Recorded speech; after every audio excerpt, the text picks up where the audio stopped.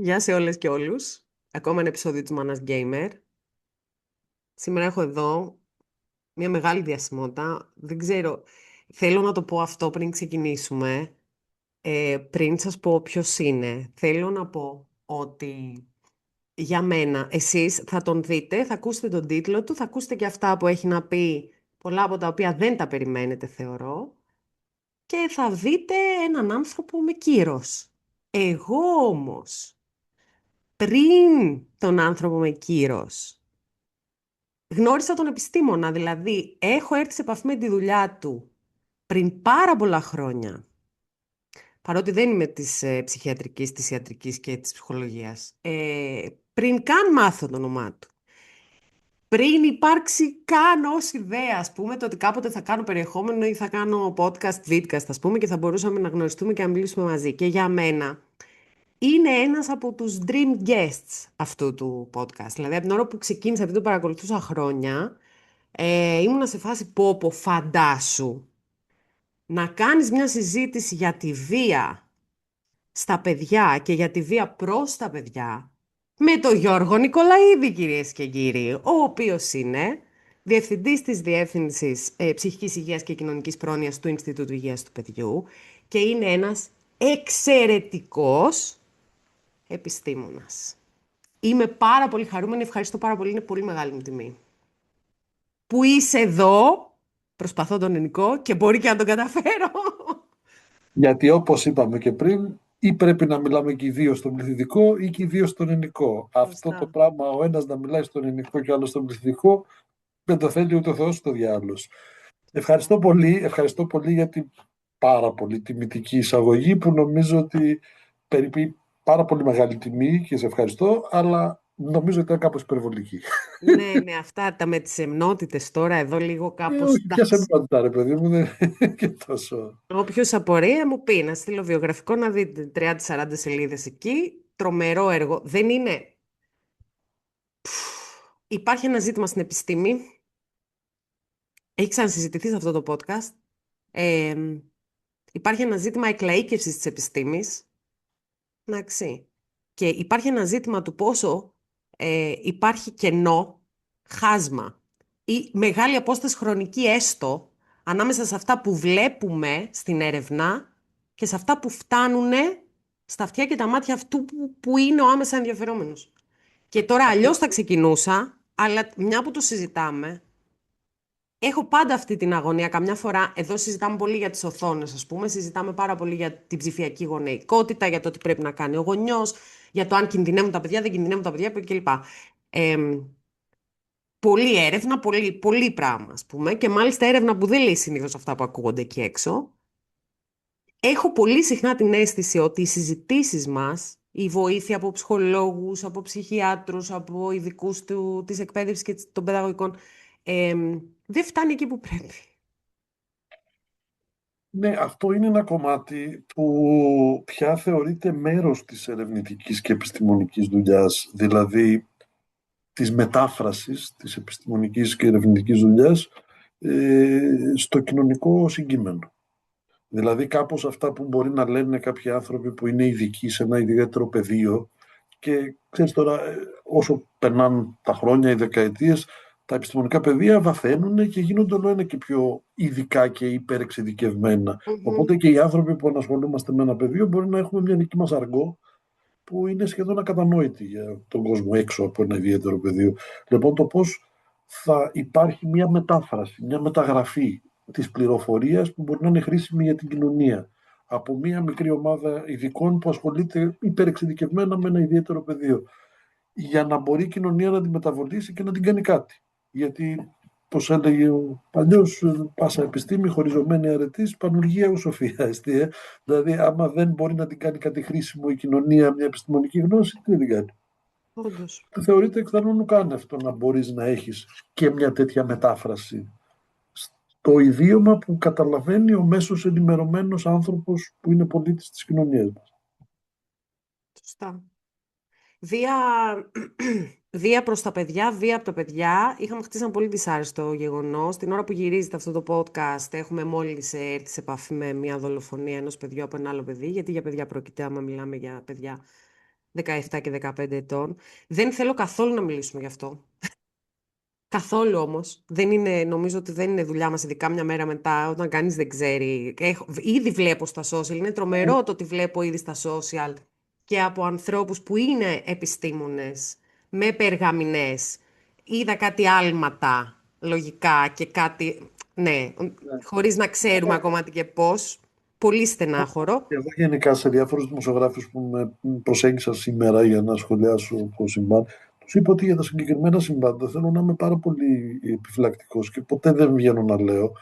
Και πλάκα-πλάκα τα τελευταία ειδικά 3 χρόνια που υπάρχει μια τελείως στον αέρα έολη δημόσια συζήτηση περί δήθεν μιας αύξησης της ανήλικης παραβατικότητας, πάρα πολύ συχνά, οποτεδήποτε συμβαίνει, γιατί συμβαίναν πάντα διάφορα περιστατικά, τραγικά, με παραβάτες ανηλίκους, θύματα ανηλίκους και τα ρέστα, δημιουργείται μια ειδησιογραφική εικόνα, η οποία μόλις πέφτει ο κουρνιαχτός και περνάνε οι μέρες, καταλαβαίνουν οι πιο σχετικοί με το θέμα ότι δεν ήταν καθόλου αντιπροσωπευτική η πρώτη ειδησιογραφική εικόνα του τι πραγματικά συνέβη σε κάθε περιστατικό. Λοιπόν, θέλω να είμαι πάρα πολύ επιφυλακτικός, γιατί έχω δει πολλά τέτοια περιστατικά που παρουσιάστηκαν τις πρώτες μέρες, 1, 2, 3 μέρες, ως Το κυρίως Α και με ήταν ένα τελικά. πρόσημο ηθικού πανικού, ότι ξαφνικά υπάρχουν επικίνδυνοι έφηβοι που πρέπει να κατασταλούν και να προστατευτεί το παιδί μας από όλους αυτούς, και όσο περάσαν οι μέρες καταλάβαμε ότι δεν ήταν καθόλου έτσι τα πράγματα, ήταν πολύ διαφορετικά και ότι είναι άλλες οι ευθύνες, άλλες οι διαστάσεις των περιστατικών. Οπότε γι' αυτό θέλω να είμαι πάρα πολύ επιφυλακτικός και σε όλους το συνιστώ αυτό, να υπάρχει μια αυτοσυγκράτηση στις δηλώσεις. Εντάξει, τα 15 ή τα 5 ή το μισό λεπτό δημοσιότητας είναι το περιουσιακό στοιχείο του σήμερα, έτσι. Αλλά βέβαια, παιδιά, ας κρατιόμαστε λίγο, γιατί αν αρχίσουμε και κάνουμε θεωρίες πάνω σε μια πληροφορία, μια περιγραφή συμβάντος που είναι τελείως ψεύτικη, δεν είναι πραγματική, και μετά από 2-3 μέρες θα αποδεχτεί ότι αλλιώς είχαν τα πράγματα, μετά πάνε και οι θεωρίες και πάνε περίπατο όλα, ας πούμε, έτσι. Εγώ τώρα εδώ ανοίξατε πάρα πολλά θέματα, αγαπητέ. Λοιπόν, νούμερο 1, αυτό που πήγα να πω είναι ότι δεν θέλω να το συζητήσουμε ως περιστατικό ακριβώς. Με πρόλαβες, τα είπες τέλεια, λίμωνο. Είσαι dream guest ή δεν είσαι. Ε, Θα σε πληρώνω να τα λες αυτά. Δεν χρειάζεται, μπορώ και δωρεάν. Ε, Ήθελα να ρωτήσω, να πάω κατευθείαν στην καρδιά του προβλήματος και να πω, σχεδόν το απάντησες, είναι αυξημένη η βία στα παιδιά σε σχέση με το παρελθόν? Όχι, τουλάχιστον ως προς αναφορά την ποσοτική διάσταση, τον αριθμό των κρουσμάτων, δεν προκύπτει από πουθενά ότι έχουμε αύξηση των περιστατικών ανήλικης βίας ή παραβατικότητας.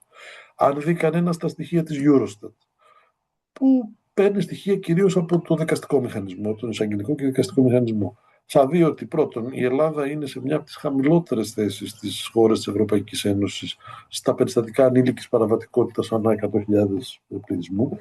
Θα δει επίσης ότι υπήρξε μια αύξηση στα περιστατικά, η οποία συντελέστηκε στα χρόνια της οικονομικής κρίσης, δηλαδή από το 10 στο 14, 15, κάπου εκεί. Μετά ο αριθμός των κρουσμάτων σταθεροποιείται και πέφτει. Και δεν υπάρχει πουθενά κανένα δείγμα ότι ξεπερνάνε τα επίπεδα εκείνης της εποχής.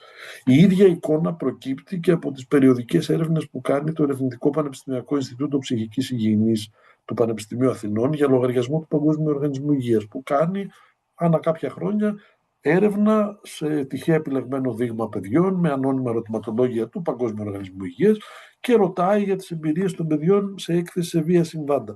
Και εκεί η ίδια εικόνα βγαίνει, δηλαδή πια ότι υπήρχε μια αύξηση στα χρόνια της οικονομικής κρίσης, πράγμα που εδώ που τα λέμε το περιμέναμε οι άνθρωποι που ασχολούμαστε με αυτά, γιατί, όχι γιατί είμαστε μάγοι, γιατί έτσι λέει η επιστημονική βιβλιογραφία, ότι οπουδήποτε κοινωνίες περάσανε από τέτοιο μαζικό στρες, που φτωχύνανε κοινωνικά στρώματα, που αυξήθηκε η κοινωνική ανισότητα, που αυξήθηκαν οι άνθρωποι που ζουν έξω από τα όρια, κάτω από τα όρια της φτώχειας, στον κοινωνικό αποκλεισμό, αυξάνεται η διαπροσωπική βία είτε σε ενηλίκους είτε σε ανηλίκους. Έτσι έγινε και στην Ελλάδα. Εκείνα τα χρόνια αυξήθηκε η διαπροσωπική βία και μετά σταθεροποιήθηκε και έτσι. Δεν προκύπτει από πουθενά ότι υπάρχει λοιπόν μια ποσοτική αύξηση τα τελευταία χρόνια.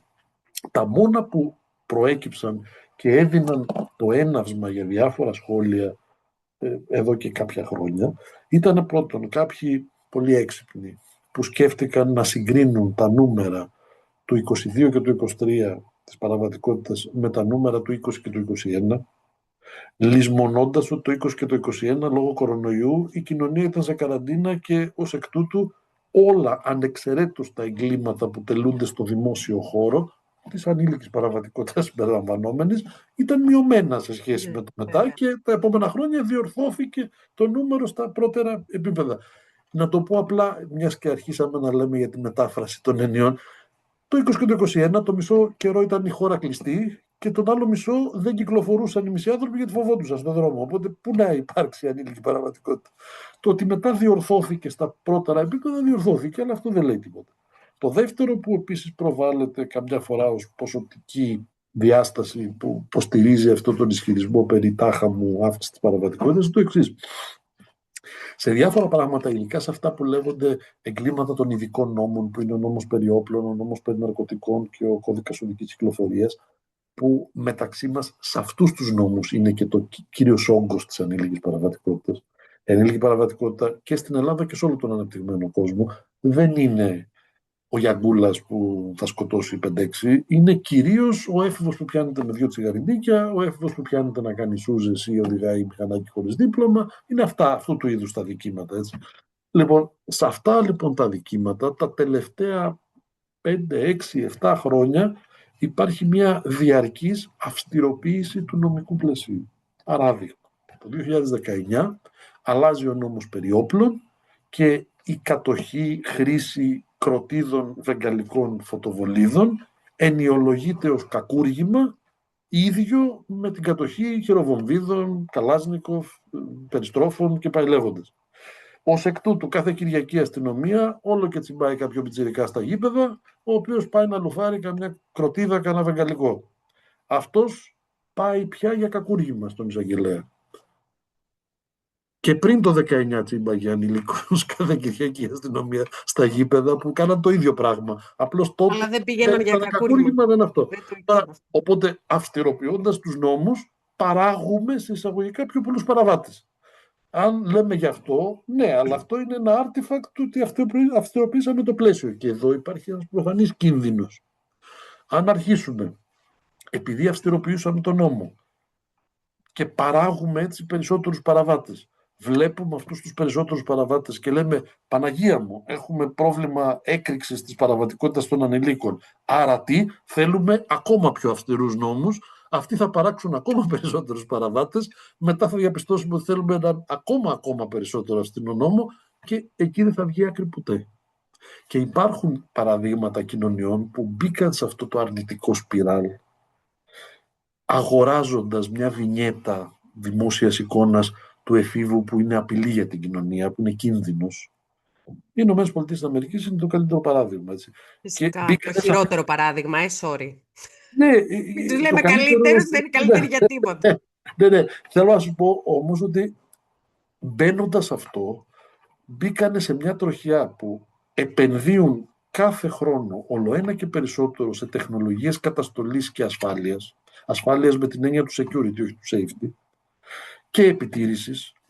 Παράδειγμα, στα αμερικανικά σχολεία, κάθε μέρα που θα πάνε μέσα στο σχολείο οι μαθητές, οι εκπαιδευτικοί, οι γονείς, οι επισκέπτες, όλοι θα περάσουν από ανιχνευτή μετάλλου όπως τα αεροδρόμια.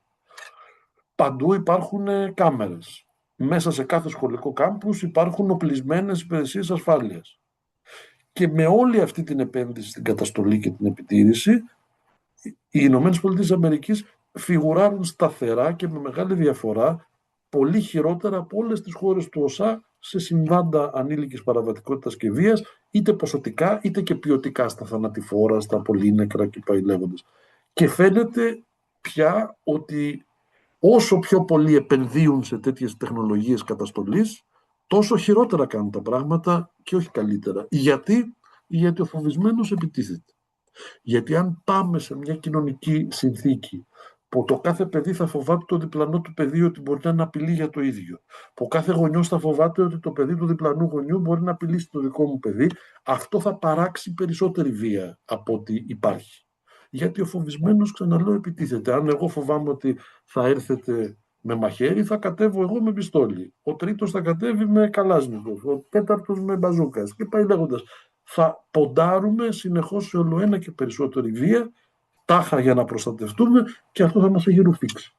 Αντιθέτως, η ακριβώς αντίστροφη αντιμετώπιση, δηλαδή το να ξεφοβηθούμε, το να ξανακάνουμε τα παιδιά κοινότητα, είναι αυτό που τα προστατεύει από τη βία και την παραβατικότητα. Και αυτό έχει δειχτεί σε πάρα πολλές περιπτώσεις.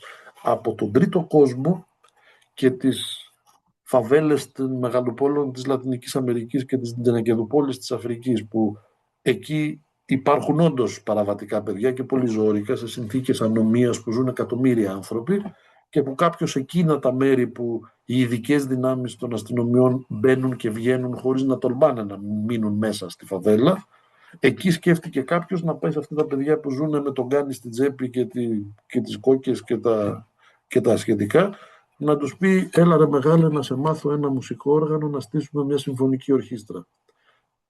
Ή έλα ρε μεγάλε, να στήσουμε μια χοροδία. Ή έλα να ανεβάσουμε ένα θεατρικό ή μια χορευτική παράσταση. Και αυτού του είδους οι πρακτικές έχουν τεκμηριωμένη αποτελεσματικότητα στο να τραβάνε παιδιά που είναι μέσα στη βία και την παραβατικότητα και να τους δίνουν μια άλλη τροχιά ζωής. Αν υπάρχει μια διέξοδος λοιπόν από τα πιο σκληρά περιβάλλοντα όπως αυτά μέχρι τα πολύ καλύτερα που είναι τα δικά μας, αν είναι κάτι αποτελεσματικό για να μειώνει τη βία και την παραβατικότητα, είναι το να ξανακάνουμε τα παιδιά να αισθανθούν κοινότητα, αλληλεγγύη, ομάδα, συλλογικότητα. Αυτό είναι που θα τα προστατέψει περισσότερο από οτιδήποτε άλλο. Έχω τώρα επίσης πάρα πολλά να πω. Θα πιάσω το πρώτο. Ποιον εξυπηρετεί ο ηθικός πανικός? Κοιτάξτε, υπάρχουν πάρα πολλοί που θα πουλήσουν υπηρεσίες ασφάλειας και επιτήρησης. Εκτός από αυτούς βεβαίως, γιατί σε αυτά γίνονται αντικείμενο και κερδοφορίας στο σύγχρονο κόσμο. Σωστά, είναι και πολιτικό, δηλαδή είναι και οικονομικό το ζήτημα. Οικονομικό, βέβαια, δεν θα κερδίσουν, τι νομίζετε. Εδώ τώρα έχουμε ήδη δει σε αυτό το κλίμα της παραφιλολογίας περί ανήλικης παραβατικότητας και στο ελληνικό περιβάλλον έχουν βγει κατ' επάγγελμα εσπατζίδες και εργολάβοι έργων ΕΣΠΑ ψυχικής υγείας και κοινωνικής προστασίας και έχουν πάρει και ξενώνες για παραβατικούς εφήβους και κέντρα και τόνα και τ' άλλο, πράγματα τα οποία πολύ αμφίβολο είναι αν θα έχουν την οποιαδήποτε. Ήμουν έτοιμη να ρωτήσω, βλέπουμε, πρώτα απ' όλα βλέπουν αυτά όλα τα κέντρα παραβατικό έφηβο πραγματικό? Δηλαδή... μπορεί και να βλέπουν, ξέρετε, αλλά να σας πω κάτι. Επειδή αυτά είναι παιδιά που προφανώς είναι και ζόρικα και βασανισμένα ταυτόχρονα. Όταν έχεις ένα παιδί που μπορεί να φλερτάρει με όλες αυτές τις καταστάσεις τις παραβατικές και έχει ένα σπίτι το οποίο κατανοώ πλήρως ότι έχει καταπονηθεί πάρα πολύ μετά από 1, 2, 3, 4 χρόνια με έναν έφηβο που είναι τόσο ζόρικος και ζορισμένος. Το ότι του προσφέρεις τη δυνατότητα να πάει σε έναν άλλο ξενώνα, χωρίς ωστόσο να μετακινείται πλήρως και ως προς τα δικαιώματα της μέριμνας, της επιμέλειας, δεν απομακρύνεται από το σπίτι, απλώς φτιάχνουμε μια ανακουφιστική εναλλακτική σε έναν ξενώνα. Εγώ είμαι πολύ επιφυλακτικός για το αν αυτό μπορεί να αποδώσει. Δηλαδή τι κάνουμε εκεί που υπάρχει ένας πόλος εξουσίας, εισαγωγικά, όσο εισαγωγικά θέλετε, απέναντι στον οποίο τσακώνεται ο έφηβος για το τι ώρα ήρθες χθες το βράδυ και αν πάλι σε πιάσαν αν βρήκαμε μια σακούλα μαύρο στα πράγματά σου, στο δωμάτιό σου, αν σε έπιασε η αστυνομία πάλι να τσορμιάζεις ένα μπουφάν από το μόλ, δεν ξέρω εγώ τι. Εκεί που έχουμε έναν πόλο τέτοιο, βάζουμε ένα τρίτο πόλο, ο οποίος τι κάνει ακριβώς δεν ξέρω. Ανακουφίζει παροδικά, αλλά θα φτιάξει τίποτα? Ή απλώς είναι ένα μέτρο, κοίταμε να σε κοιτώ να περνούμε τον καιρό μέχρι να γίνει ο έφηβος 18 και να καταλήξει τελικά στη φυλακή. Και να μην μας νοιάζει πια, Και να μην, γιατί ξέρετε, θα καταλήξουμε σε αυτό, ότι όσο είναι έφηβος κάτι τον κάνουμε και μόλις είναι 18, τώρα πια οι πράξεις σου είναι καταλογιστές και ποινολογήσιμες ως εάν να είσαι ενήλικος, θα πας φυλακή. Και πολλά από αυτά τα παιδιά απλώς καταραίουν, έτσι, με αυτό το πέρα δόθε σπίτι, δομή και δεν είναι αυτή η λύση προφανώς. Υπάρχει ένα μοτίβο παιδιού που είναι το μοτίβο του θήτη ή του θύματος αντίστοιχα. Την έχω ξανακάνει αυτή η ερώτηση. Υπάρχει ένα Ναι, μοτίβο οικογένειας, υπάρχει ένα μοτίβο κοινωνικό, υπάρχουν ταξικά. όχι, ε, εντάξει, τι όχι. χαρακτηριστικά. Μην τα μπερδεύουμε αυτά. Το ότι μπορεί να υπάρχουν επιδημιολογικά δεδομένα, ότι οποτεδήποτε αυξάνεται το ποσοστό της κοινωνίας που ζει κατά από το όριο της φτώχειας ή σε συνθήκες κοινωνικού αποκλεισμού, όταν αυξάνεται η κοινωνική ανισότητα, η ακραία φτώχεια, αυξάνονται και τα περιστατικά ανήλικης παραβατικότητας και βίας. Τελεία. Αυτό δεν σημαίνει ούτε ότι όλοι οι φτωχοί και αποκλεισμένοι άνθρωποι, τα παιδιά τους θα γίνουν παραβατικά, ούτε ότι μόνο αυτών είναι παραβατικά. Γιατί έχουμε δει και από εύπορες οικογένειες και από διάφορες. Προχτές πάλι στις ειδήσεις είχαμε. Ναι. Οπότε θέλω να σας πω ότι να υπάρχει ένα επιδημιολογικό δεδομένο μας είναι χρήσιμο. Μας είναι χρήσιμο πρώτα απ' όλα για να μπορούμε να καναλιζάρουμε τις κινήσεις της πολιτείας.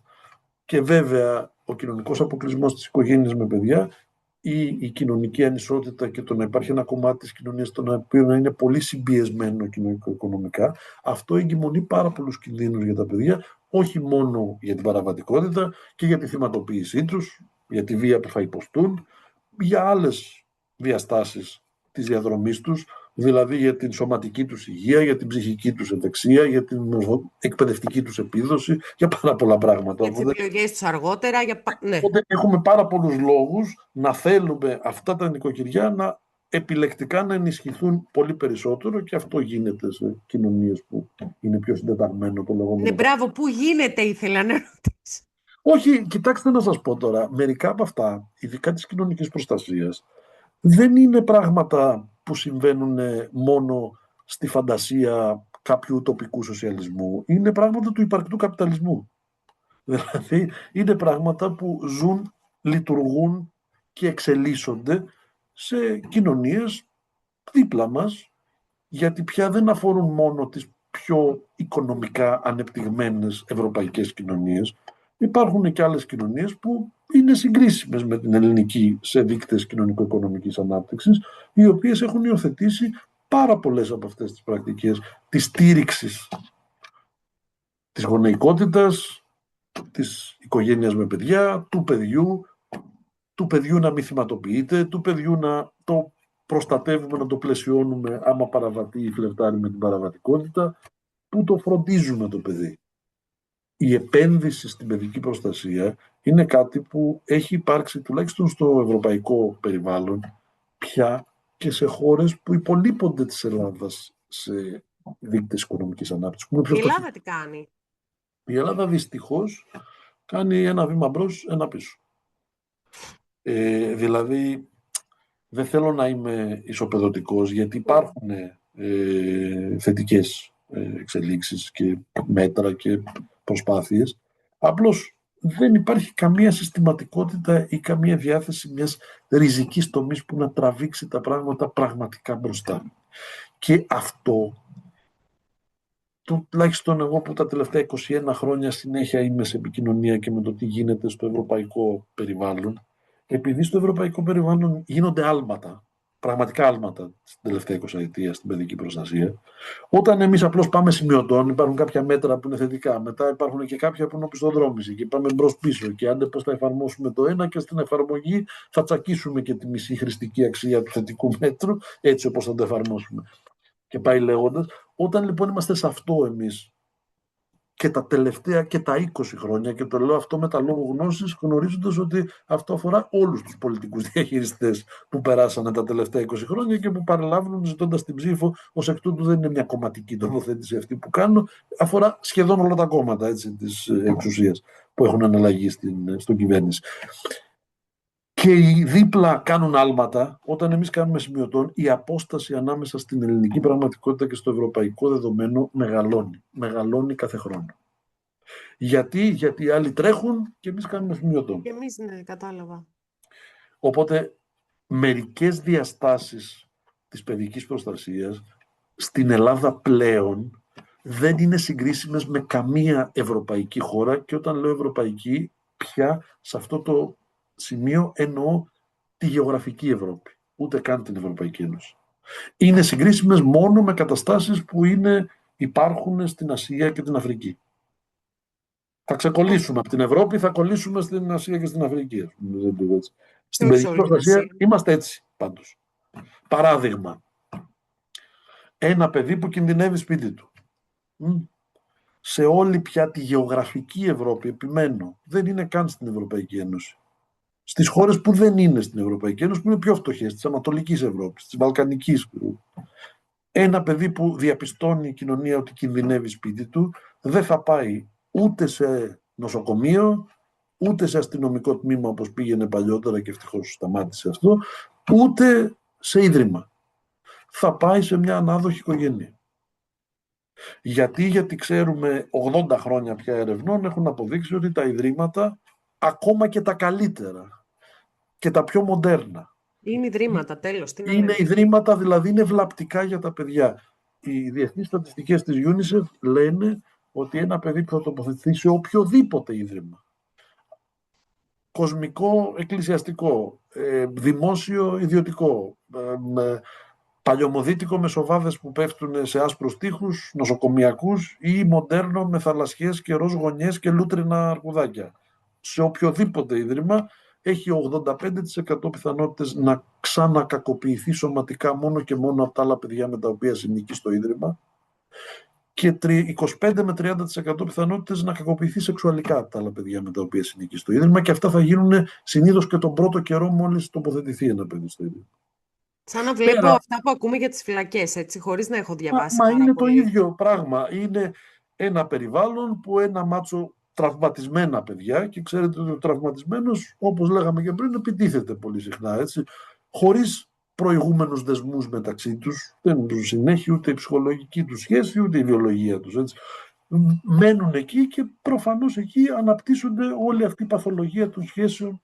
Λοιπόν, πέρα από το ότι ξέρουμε και από την ελληνική πραγματικότητα ότι έξτρα από αυτή τη θυματοποίηση μεταξύ των παιδιών στα ιδρύματα υπάρχει και θυματοποίηση από το προσωπικό, από τους παράγοντες και τους διοικητές των ιδρυμάτων. Θα σας θυμίσω την περίπτωση Λαλαούνη στον Πειραιά, που ένας επιμελητής ανηλίκων που διεύθυνε ένα ίδρυμα για αγόρια αποκαλύφθηκε ότι τα κακοποιούσε σεξουαλικά και τα εκμεταλλευόταν σεξουαλικά επί χρόνια. Ευυπόληπτος κατά τα άλλα και τα λοιπά. Να σας θυμίσω την Κιβωτό, την υπόθεση που εξελίσσεται στα δικαστήρια. Να σας θυμίσω την υπόθεση Παυλόπουλου του Χατζικώστα, και σας λέω για ήδη περιπτώσεις που έχουν εκκριθεί στα ελληνικά Ναι, δικαστήρια. που φυσικά δεν θα λέγαμε, ναι, εννοείται. Έτσι. Λοιπόν, Γιατί σε αυτές τις περιπτώσεις υπάρχουν και αυτά που δεν καταγγέλλονται, που δεν θα τα και μάθουμε ποτέ. καταλαβαίνετε ότι αν έχουν δικαστεί και καταδικαστεί 5, αυτά που συμβαίνουν είναι 325, ας πούμε, δεν είναι 5. Έτσι. Λοιπόν, το ίδρυμα είναι βλαπτική μορφή, το ξέρουμε όλοι.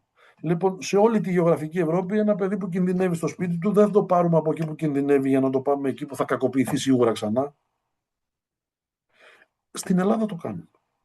Εξακολουθούμε να το κάνουμε. Η τελευταία χώρα της γεωγραφικής Ευρώπης που είχε ιδρύματα όπως η Ελλάδα ήταν η Ουκρανία, που τα διέλυσε λόγω πολέμου, επειδή διάφοροι θεσμοί αναδιατάχθηκαν επειγόντως. Στην Ευρωπαϊκή Ένωση, η χώρα που έχει το μεγαλύτερο αναστεγαστική δομή αριθμό παιδιών μετά την Ελλάδα, που η Ελλάδα έχει και 40 ιδρύματα και 60, τεράστια ιδρύματα. Η τελευταία χώρα είναι η Πολωνία, που έχει με νομοθεσία δεν επιτρέπεται σε μια στεγαστική δομή να είναι πάνω από 14 παιδιά. Μετά από αυτή είναι η Ουγγαρία, που νομίζω έχει 10 ή 12, και όλες οι άλλες χώρες της Ευρωπαϊκής Ένωσης έχουν μονοψήφια νούμερα ανώτερα που μπορεί να. Γιατί για τις κατηγορίες παιδιών που δεν μπορεί να σταθούν σε ανάδοχη τοποθέτηση, σε μια ανάδοχη οικογένεια, μπορεί να υπάρχουν στεγαστικές δομές, αλλά δυναμικότητας 1, 2 εφήβων, 3 το πολύ. Σε Αυτή απόλυτα ελεγχόμενο πλαίσιο, το κατάλαβα, ναι. σαν σπίτι, που Ναι, δεν ναι. είναι σε ένα μέρος που είναι ιδρυματικού χαρακτήρα. Ξέρετε, κάποτε σε μια συζήτηση λέγαμε πώς μπορεί να καταλάβεις αν μια δομή είναι ίδρυμα ή δεν είναι, και εγώ τους απάντησα, η δομή είναι σίγουρα ίδρυμα αν το παιδί που μένει εκεί το ρωτήσουν πού μένεις, δεν απαντάει με μια οδό και έναν αριθμό. Αν δεν απαντάει Φωκίδος 7 και απαντάει στο Σκαγιοπούλιο, στο Αγία Βαρβάρα, στο Μητέρα, τότε είναι ίδρυμα. Είναι Εντάξει, ίδρυμα, ναι. στο σπίτι του Χαμόγελου, στο παιδικό χωριό ΣΟΣ, για να λέω και τους μικρούς. Είναι ίδρυμα. Πώς να το κάνω. Ό,τι και να λένε οι διαχειριστές, είναι ίδρυμα. Λοιπόν, και σε όλα τα ιδρύματα υπάρχει αυτή η νοσολογία των ανθών του κακού, ας πούμε, που ανθίζουν μέσα σε περιβάλλοντα ιδρυματικά. Γιατί λοιπόν όποια παιδιά δεν μπορούν να πάνε σε οικογένειες, σε όλη την Ευρώπη, τα βάζουν σε πολύ μικρές δομές, μονοψήφιο αριθμό παιδιών, οι οποίες είναι που μέσα σε πολυκατοικίες που υπάρχουν και άλλες οικογένειες που μένουν. Δεν είναι σε κανένα κτίριο μνημειώδους εμβληματικού χαρακτήρα. Μέσα σε μια πολυκατοικία υπάρχει ένα διάρρη στο οποίο φροντίζει προσωπικό που εναλλάσσεται 2 εφήβους γιατί δεν μπορούν να σταθούν σε οικογένεια. 2. Και όπως τα άλλα παιδιά φεύγουν το πρωί από εκεί από τις οικογένειές τους, τα διπλανά διαμερίσματα και πάνε στο σχολείο, έτσι φεύγουν και αυτά και πάνε στο σχολείο και γυρνάνε στο σπίτι τους. Είναι το σπίτι τους. Λοιπόν, αυτή είναι η πραγματικότητα σε όλη τη γεωγραφική Ευρώπη. Στην Ελλάδα έχουμε ακόμα ιδρύματα και εξακολουθούμε να λέμε τι ωραία ιδρύματα που έχουμε. Μάλιστα προσφάτως σχετικά, δηλαδή πριν κάνα 3-4 χρόνια, ψηφίσαμε και πλαίσιο λειτουργίας για τις στεγαστικές δομές. Εξεδόθη μια υπουργική απόφαση που λέει πώς θα λειτουργούν. Μία από τις πρόνοιες της οποίας είναι ότι στεγαστικές δομές για παιδιά μπορούν να λειτουργούν στην Ελλάδα μόνο αν το κτίριο είναι αποκλειστικής χρήσης. Δηλαδή δεν υπάρχουν άλλες οικογένειες στο κτίριο, ούτε άλλες. Είναι μόνο ίδρυμα. Δηλαδή πρέπει να το Πρέπει νομοθετήσουμε να κιόλας. είναι και ίδρυμα. Είναι Και το τόσο λέμε με τη τέλειο. βούλα και το λέμε και περήφανα. Οπότε καταλαβαίνετε ποια είναι η αντίφαση. Ο κόσμος Αχ, προχωράει. κρατιέμαι πολύ, Εμείς, κρατιέμαι πολύ. Έχω αναγνωρίσει όλα τα εδώ να δείτε πώς μοτίβα. κάνει τόσα χρόνια. Έχω αναγνωρίσει όλα τα μοτίβα που τα βλέπουμε παντού. Ειδικά σχολεία, τα βλέπουμε δηλαδή και στα εκπαιδευτικά και σε όλα. Φυσικά, φυσικά. Και φυσικά έχουμε όλους τους τρόπους να προστατέψουμε τα παιδιά. Μας έχει πιάσει ο πόνος για τα παιδιά και τα έχουμε βρει όλα τους τα προβλήματα. Θα τους κλείσουμε τώρα τα social, θα το πούμε αυτό μετά. Ήθελα να ρωτήσω επίσημα εδώ για τους gamers που θα μας παρακολουθήσουν, αν τελικά τα video games θα μας κάνουν να πάρουμε τα γκάνια και να βγούμε στους δρόμους. Να ρωτήσω ρε παιδιά, ένα παιδοψυχίατρο. Εγώ είμαι 57 χρονών. Εντάξει. Όταν μεγάλωσα υπήρχε ακριβώς η ίδια παραφιλολογία Ήθελα να το πω γιατί για φόβου. κάποιο λόγο ξαναήρθε και επειδή έχουμε τα social τώρα, την αφήσαμε λίγο στην άκρη, πιάσαμε τα social. Έχουμε... Ναι, ναι. Υπήρχε ο ίδιος φόβος στην κοινωνία ότι αυτή τη δουλειά την κάνει τηλεόραση τότε. Μπράβο. Αυτό λέγανε. Ότι επειδή βλέπεις αστυνομικά και καουμπόικα στην τηλεόραση θα γίνεις γκάνγκστερ. Φυσικά, εγώ το λέω και το ξαναλέω για τους ομιλίκους μου που δεν είναι το κοινό σας, αλλά όσοι βλέπαμε μάχη και του Δεν είναι 19 καλή, είναι Σάντερς. γονείς, είναι... Πώς δεν είναι. Λοιπόν, όποιοι βλέπαμε τη μάχη και το 19 Σάντερς και μας άρεσε κανένα καμπόικο, ας πούμε, δεν γίναμε γκάνγκστερ. Με τον ίδιο ακριβώς τρόπο και που κάπου το είπα και το γράψανε σε μια εφημερίδα που λέω τα πιτσιρίκια που στα παιδικά πάρτι τραγουδάνε θέλω κότερα ελικόπτερα δεν πρόκειται να πάρουν ένα γκάνι Ναι, να βρε καθαρίσουν τον παιδιά, κόσμο. δηλαδή. Αν πάτε πιο πίσω χρονικά θα δείτε ότι ο ίδιος φόβος στις κοινωνίες υπήρχε τις δεκαετίες του 30 και του 50 για τον κινηματογράφο. Ότι ο κόσμος με την επέκταση του κινηματογράφου που τότε ήταν πολύ πιο εκτεταμένος από ό,τι σήμερα, γιατί ήταν αυτό το κύριο, πλην την τηλεόραση, ήταν το κύριο μέσο να αναψύχεται ο κόσμος να πηγαίνει να βλέπει. Υπήρχε αυτή η φιλολογία ότι μήπως ο κινηματογράφος με τις πολύ ζωηρές εικόνες εξάπτει τη φαντασία του κόσμου και τον οθεί σε διάφορες εγκληματικές Και υπήρχε κατευθύνσεις. παράλληλα, μπράβο, και υπήρχε παράλληλα και η τέτοια ότι θα σε χαζέψει ο κινηματογράφος, όπως στην αρχαιότητα ο Πλάτωνας έλεγε θα σε χαζέψει ο γραπτός λόγος. Και θα όχι μόνο θα σε χαζέψει και βεβαίως και θα σε κάνει και ανήθικο.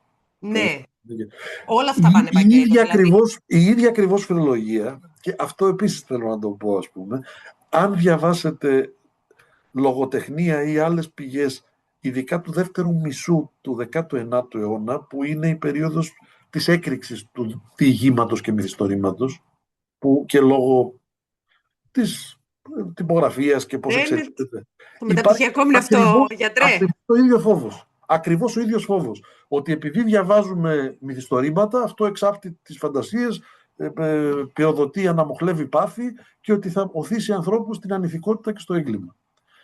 Δεν ξέρω αν αυτά όλα τελικά έχουν να πούν τίποτα παρά μόνο το ότι φοβόμαστε το καινούριο. Το φοβόμαστε. Εντάξει, οκ. Και λογικό είναι σε έναν βαθμό. Μην πάμε όμως να κάνουμε πολιτική πάνω στο φόβο μας, γιατί οποτεδήποτε παίρνουμε αποφάσεις πάνω στο φόβο μας, συνήθως δεν παίρνουμε τις καλύτερες αποφάσεις. Χρυσόστομος. Έχω κυκλοφορεί πάρα πολύ αντιεπιστημονική, δεν είναι καν ψευδοεπιστημονική, είναι αντιεπιστημονική μπουρδα εκεί έξω. Τα social το διευκολύνουν αυτό, όπως έχουν τα καλά τους, έχουν και τα στραβά τους.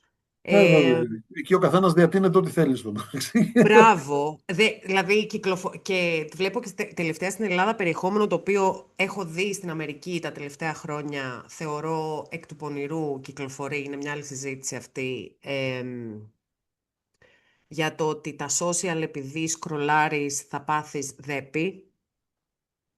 Δεν ξέρω τώρα πράγματα, έχω δει ότι πέφτει το IQ, αυτό κυκλοφορεί και όλας όταν το κάνει ένας, αυτό το post, μετά το αντιγράφουν όλοι και το βλέπεις. Επειδή έκατσες και το είδες, το βλέπεις 100 φορές, 200 φορές. Ναι, στα social είναι μια μοντέρνα εκδοχή αυτών που λεγόντουσαν παλιά τα γράμματα του Αγίου Αντωνίου, που βρίσκαμε παλιά γραμμένα στην πόρτα μας.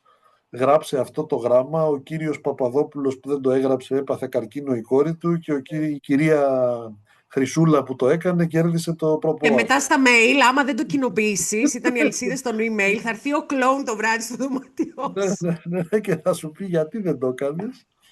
Λοιπόν, ναι, οκ. Κοιτάξτε, υπάρχει διάχυτος φόβος για την εποχή στην οποία μπαίνουμε και ζούμε. Ε, Ένα από τα χαρακτηριστικά της σύγχρονης εποχής είναι ότι οι νεότερες γενιές είναι de facto πολύ καλύτεροι χρήστες των νέων τεχνολογιών σε σχέση με τις προηγούμενες. Και σε αυτό, ό,τι και να κάνουμε να χτυπηθούμε κάτω, δεν νομίζω ότι αυτό πρόκειται να αλλάξει. Τα παιδιά θα είναι καλύτεροι χρήστες της νέας τεχνολογίας από εμάς. Ό,τι και να τους κάνουμε. Τώρα, το ότι προσπαθούμε αυτό και το φόβο μας για αυτό που χειρίζονται τα παιδιά και εμείς δεν το ξέρουμε τόσο καλά. Θυμάμαι ένα μακαρίτι δάσκαλό μου, πολύ αγαπημένο, ο οποίος στη δεκαετία του 90, τότε πρωτοβγαίνανε οι υπολογιστές, τα Windows και αυτά, πολύ μορφωμένος άνθρωπος, καθηγητής πανεπιστημίου, ψυχαναλυτής, χρόνια, πολύ διανοούμενος, και έλεγε, ρε παιδί μου, λένε ότι η Microsoft έφτιαξε τα Windows για να τα χειρίζεται η Μέση Αμερικανίδα νοικοκυρά. Εγώ ρε γαμώτο, είμαι πιο χαζός από τη Μέση Αμερικανίδα νοικοκυρά και δεν μπορώ να τα μάθω. Λοιπόν, αυτός ο καημός του δασκαλού μου, το 90, ισχύει και σήμερα. Τα παιδιά παίζουν στα δάχτυλα εφαρμογές και τεχνολογικές δυνατότητες που εμάς θα μας γίνει το κεφάλι καζάνι για να μπορέσουμε να αποκτήσουμε τη μισή από τη δική τους δυνατότητα να το χρησιμοποιούμε. Αυτό δεν νομίζω ότι αλλάζει με κάποιο τρόπο, και να σας πω και κάτι καλό κακό, εγώ δεν ξέρω τι είναι, πάντως αυτό είναι αυτό που είναι. Έτσι πάει να εξελίσσει η ζωή, και το να πάει κανένας να πει ότι θα τη γυρίσω προς τα πίσω δεν ξέρω τι πιθανότητες επιτυχίας έχει. Αυτό δημιουργεί διάφορα φοβικά αντανακλαστικά. Να βρούμε έναν τρόπο να αποδιαιτήσουμε, να κρατήσουμε τα παιδιά μακριά. Πω θα τους φέρουν πολλά δεινά και πολλές. Εγώ και για μερικά από τα δεινά που λέγονται είμαι λίγο επιφυλακτικός. Δηλαδή, για παράδειγμα, που είπατε για τη δέπη, ας πούμε, και αυτά. Ρε παιδί μου, σε μια άλλη εποχή, το να μπορεί ο άνθρωπος να συντηρεί για πολλή ώρα στοχοπροσιλωμένη την προσοχή και εστιασμένη σε ένα μόνο σημείο, ήταν μεγάλο προσόν. Γιατί έτσι διάβαζες, γιατί έτσι έγραφες, γιατί έτσι διαχειριζόσουν το γραπτό λόγο ή διάφορα άλλα συστήματα επικοινωνίας που ήταν χρήσιμα στην καθημερινότητα. Τώρα σε αυτό το θαυμαστό καινούριο κόσμο που αναδύεται της ψηφιακής εποχής, δεν είμαι καθόλου σίγουρος ότι πολύ εστιασμένη, η ικανότητα πολύ να εστιάζει κανείς την προσοχή σε ένα σημείο, χωρίς να έχει ταυτόχρονα ανοιχτές τις κεραίες για την περιφερική όραση, για pop-up πράγματα που ξεπηδάνε από εδώ και από εκεί. Δεν είμαι σίγουρος ότι θα είναι εξελικτικά το καλύτερο. Ωρε φίλε, θα κεράσουμε αχά moments πάλι σήμερα. Δηλαδή, να σας πω Δηλαδή, κάτι. Να δεν το σας πω είχα κάτι. σκεφτεί αυτό. Τέλειο. Να σας πω ένα απλό παράδειγμα. Δείτε πώς εξελίσσεται μια απλή δεξιότητα της καθημερινότητας, η οδήγηση. Έτσι όπως πάει, σε λίγο η οδήγηση θα είναι χειρισμός μιας οθόνης. Δεν θα έχει ούτε τιμόνι, ούτε γκάζι φρένο, ούτε λευγέ Μη δεν ταχύτητα. είναι και οθόνη καν και είναι μόνο φωνητική εντολή Ναι, και και ό,τι άλλο θα είναι, η οποία θα πρέπει να έχεις συνεχώς μια περιφερική προσοχή ανοιχτή σε διάφορα πράγματα που θα σου βγαίνουν και αυτό τι θα πούμε, ότι ο εστιασμένος έχει διαταραχή.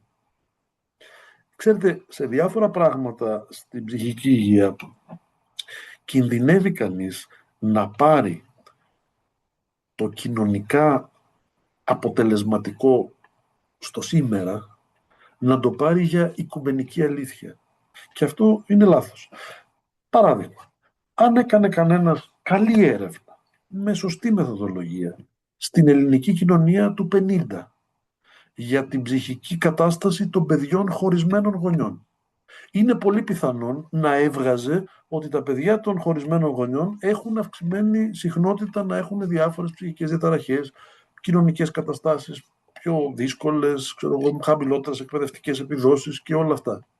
Για να τραβάει κανείς να την κάνει την ίδια έρευνα με την ίδια ακριβώς μεθοδολογία στη Φιλανδία του σήμερα, που τα νοικοκυριά, δύο βιολογικοί γονείς και βιολογικά παιδιά τους είναι 8% ή κάτι τέτοιο.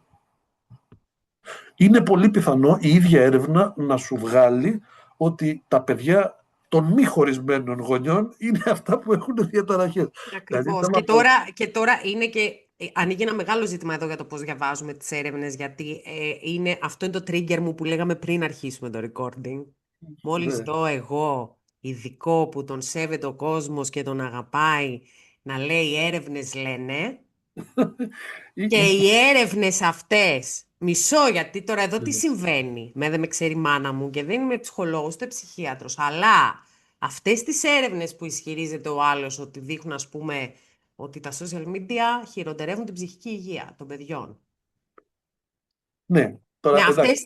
αυτές τις έρευνες όμως εγώ τις έχω διαβάσει και ο άλλος λέει φαίνεται στις έρευνες, αλλά τυχαίνει τώρα εγώ αυτές τις έρευνες να τις έχω διαβάσει και να βλέπω ότι τα social media είναι τελευταία ως αιτία και ότι επίσης πάρα πολλά παιδιά τα παρουσιάζουν ως πολύ Κοίταξε, θετικά. και επίσης είναι πολύ καλό και πολύ θετικό το να διαβάζουμε. Οποτεδήποτε λένε έρευνες λένε και υπάρχει ένα link, να μπαίνουμε να διαβάζουμε, γιατί στα αλήθεια καταλαβαίνουμε ότι τα πράγματα μπορεί να μην είναι όπως διατείνεται κάποιος. Υπάρχει δυστυχώς στη νέα ψηφιακή αυτή εποχή, υπάρχουν διάφορες νέες καταστάσεις, είναι αναδυόμενες. Όπως για παράδειγμα το να σου λένε έκανα έρευνα και το έρευνα είναι γκούγκλαρα. Δεν είναι Ναι, το Google, ναι, ναι, ναι. έτσι. Το Ή Google το έχει διάβασα την αλγόριθμο. έρευνα και Ναι. να είναι πώς το λένε, να είναι μόνο η περίληψη στην αρχή το abstract, να μην είναι καν Ναι, το ναι, ναι, ναι. συμπέρασμα στο τέλος ή οι περιορισμοί στο τέλος. Ή να είναι στείνω ένα άρθρο δημοσιογραφικό ή ακόμα και επιστημονικό και πετάω διάφορες αναφορές βιβλιογραφικές που είναι ατάκτως ερημμένες και δεν έχουν καμία σχέση με Άμα αυτό θέλω που τώρα, επειδή μου έτσι. τύχε προχτές πάλι, ανοίγω το στόμα μου και λέω κορυφαίο ειδησιογραφικό παγκόσμιο. Ναι, ναι. Το έχουμε και στην Ελλάδα. Βγαίνει προχτές και λέει πάλι κάτι αντίστοιχο. Διαβάστε στο link στο bio την έρευνα. Και λέω τώρα μπαίνω μέσα, βλέπω την έρευνα και η έρευνα λέει τελείως αντίθετα πράγματα από αυτά που έλεγε ο Πω τίτλος. κάτι Είχε παράδειγμα. χιλιάδες Ναι, κοινοποιήσεις αυτό το post. βέβαια, βέβαια. Και μετά γίνεται αυτό. Σήμερα οι ευρωπαϊκοί θεσμοί έχουν μια αντίληψη, εγώ είμαι πολύ κριτικά επιφυλακτικός σε αυτήν, να απαγορεύσουν διάφορα προϊόντα της τεχνητής νοημοσύνης, τα οποία αναπαριστούν είτε παιδιά σε σεξουαλικές εισαγηνευτικές σκηνές, είτε τα οποία δεν είναι πραγματικά παιδιά, είναι τελείως fictional. Ναι. Είναι χωρίς πραγματικό θύμα. Εγώ είμαι λίγο επιφυλακτικός γιατί καταλαβαίνω ότι η προσπάθεια της παιδικής προστασίας είναι να προστατέψουμε τα πραγματικά παιδιά, να μην θυματοποιηθούν. Τώρα τα μάγκα και το τι φτιάχνει ο καθένας με AI, εμένα μου είναι πολύ μικρότερο, γιατί εγώ δεν ξεκινάω σε αυτή τη συζήτηση από μια ηθική σκοπιά, ότι μου προσβάλλει την αισθητική, την ηθική Άρα μου. αυτό λες ότι είναι. Να το Μπορεί τώρα και που να μου φύγαμε από το προσβάλλει, μυστικό ξέρετε. πάλι, πήγαμε στον ελληνικό. Λες ότι είναι ότι Συγγνώμη. ξεκινάει από ηθική σκοπιά, ας πούμε, το Ή πράγμα. από οτιδήποτε άλλο. Και να σου πω κάτι, εμένα μπορεί και εμένα να μου την προσβάλλει και την αισθητική και την ηθική μου ένα τέτοιο πράγμα. Βέβαια. Αλλά δεν Αλλά το ναι. θεωρώ τόσο αξιολόγου για να δαπανίσω κοινωνικούς πόρους για να τρέχω να κυνηγάω τον κάθε που φτιάχνει η μάγκα, ας πούμε. Έτσι. Αυτό που με ενδιαφέρει είναι να εστιάσουμε τους πόρους που έχουμε, που δεν είναι ανεξάντλητοι, ποτέ δεν είναι ανεξάντλητοι οι κοινωνικοί πόροι, στο να προστατευτούν πραγματικά παιδιά. Γιατί αυτό έχει σημασία. Έτσι. Και να μην χάσουμε αυτό από τα μάτια μας, γιατί αυτό είναι ο πραγματικός στόχος. Τα άλλα είναι πολύ δεκατριτεύοντα. Λοιπόν, υπάρχει αυτή η συζήτηση.